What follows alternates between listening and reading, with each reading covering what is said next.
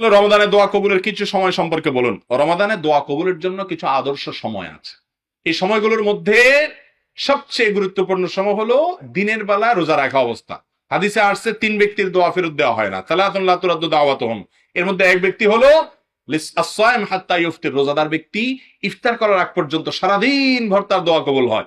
আপনি চলছেন ফিরছেন উঠছেন বসছেন, হাত তোলাও জরুরি না, মনে মনে দোয়া করছেন, দোয়া কবুল হবে।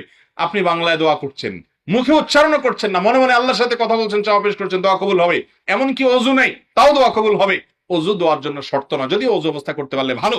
এই জন্য রোজাদার রোজা অবস্থায় ইফতারের আগ পর্যন্ত দোয়া করবেন।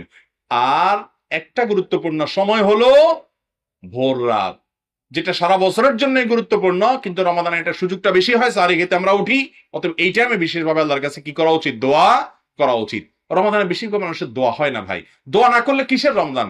দোয়াটাই তো ইবাদতের মূল।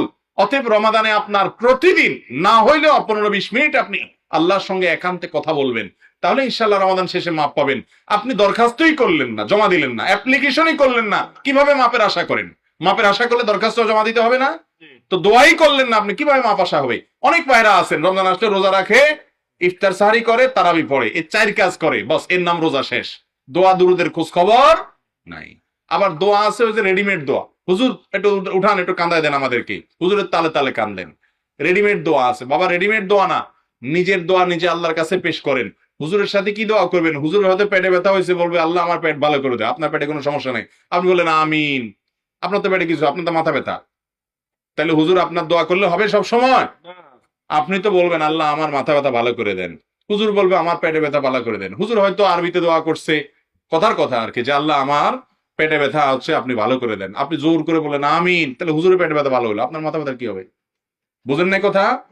এই জন্য দোয়াটা নিজের কাছে আল্লাহর কাছে চাওয়া চেষ্টা করতে হবে। আমরা অনেক সময় দোয়া করার কথা বললে বলি কি, বলি হুজুর কেমনে দোয়া করবো আল্লাহর কাছে?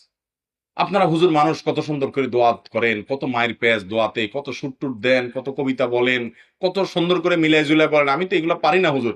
আমরা মনে করি আল্লাহর কাছে মায়ের পেজ দিয়ে বললে বোধহয় কবুল হয় না। আল্লাহর কাছে মায়ের পেজের কোনো বাদ নাই। আল্লাহ দেখেন অন্তর অন্তর, চোখের পানি ফেলে কিছু বলতে পারে না, শুধু কায়দা দিচ্ছেন, বস আল্লাহ অন্তরের খবর জানে কি চাইতেছেন, মঞ্জুর হয়ে যাবে ইনশাআল্লাহ।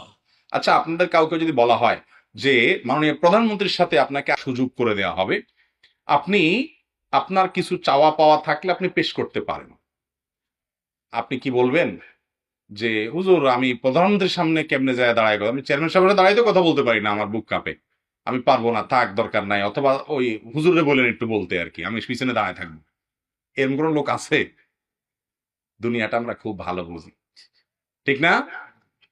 আপনারা যদি বলা হয় যে কালকে মাননীয় প্রধানমন্ত্রীর সাথে সাক্ষাৎ হবে, আপনি সেখানে গিয়ে আপনার যে কোনো চাওয়া পেশ করতে পারেন, এবং মাননীয় প্রধানমন্ত্রী ওয়াদা করেছেন চাইলে তিনি কবুল করবেন। এই সুযোগ পাওয়ার পর আপনি বলবেন যে চাচা যান আপনি চলেন, আমি তো আসলে ওইভাবে চাইতে পারি না, আপনি চাইেন, আমি পিছনে আমিন আমিন বলবো। এই সুযোগ চাচারা দিবে কেউ? নিজের বাপেরও দিবেন, ঠিক না ভাই? ঠিক। আর সেখানে রব্বুল আলামিনের কাছে চাওয়ার সুযোগ আছে, আপনি বলেন না আমার দোয়া আল্লাহ কবুল করবে না করবে, হুজুর দোয়া করুক। একটা মজার কথা বলি, ইবলিস আল্লাহর কাছে দোয়া করছে। কে দোয়া করছে? ইবলিস। আপনি কি ইবলিসের চেয়ে খারাপ?